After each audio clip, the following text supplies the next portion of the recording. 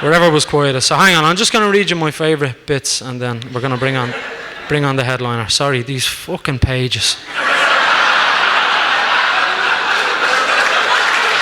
Come on, we're better than that. Right. So here we go, right? This is, imagine me as a 12, 13-year-old just reading this for the first time. Okay, so here we go.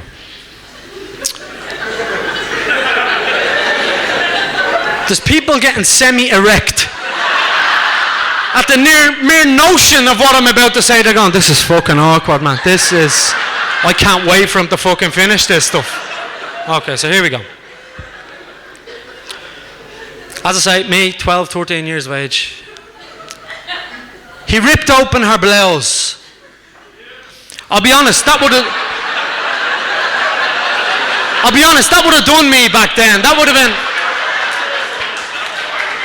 have been more than enough. I'd have been out on the skateboard, I'd have been smoking, I'd have been doing whatever. So, here we go. He ripped open her blouse. He swiftly invaded her special kingdom.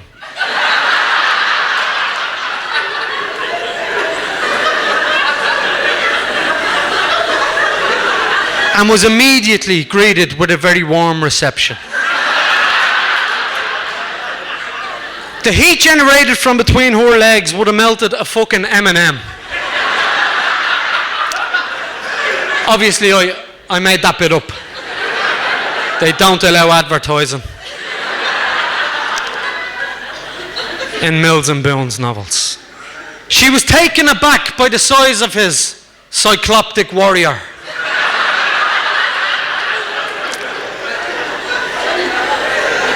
Her new man was romantic, unlike her ex-boyfriend Danny.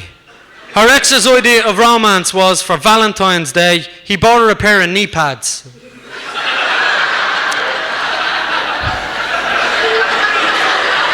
I'll be honest, the first couple of times I read that, I didn't get it. I was like, that's fucking weird. And then a mate of mine explained it to me and I went, all right. She's a skateboarder. Okay.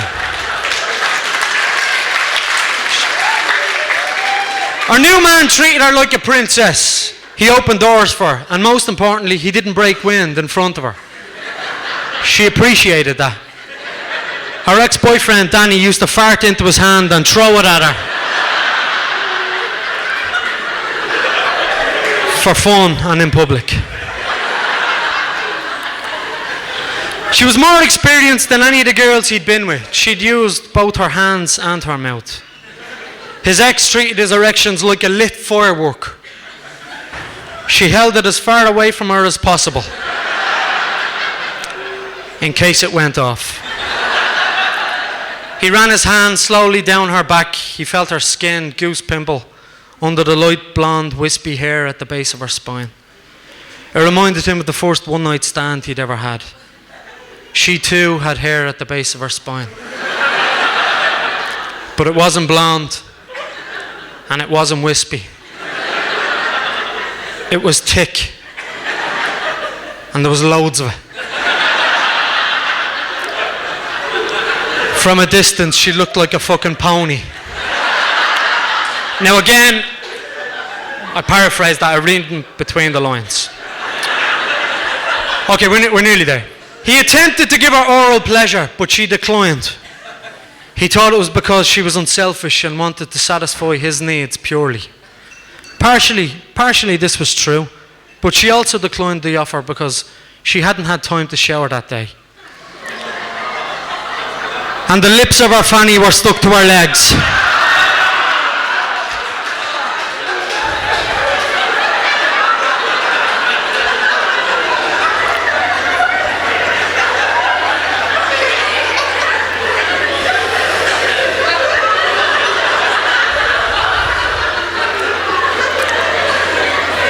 I'm not even paraphrasing that, it actually says that.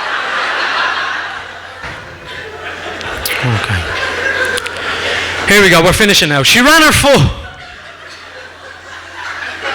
up his leg and rested it on his crotch. He lifted her leg above the table, removed her shoe and sucked his toes. Unfortunately for him, her athlete's foot powder hadn't quite dried in properly.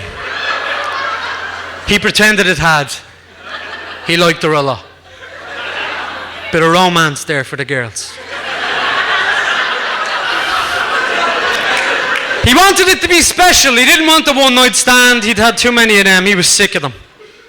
Could she be his soulmate, his perfect match, the reason his heart beat? Could it be that he was looking into the eyes of the future mother of his children? You can fuck me in the arse if you want.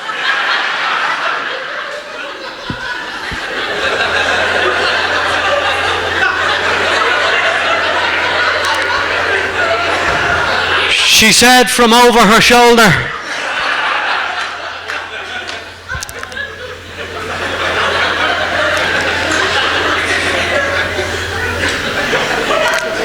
He obliged.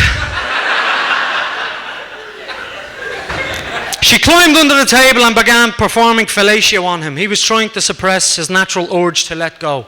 He wanted to unleash everything within him. She told him to let her know when he was at the point of no return. He promised her he would.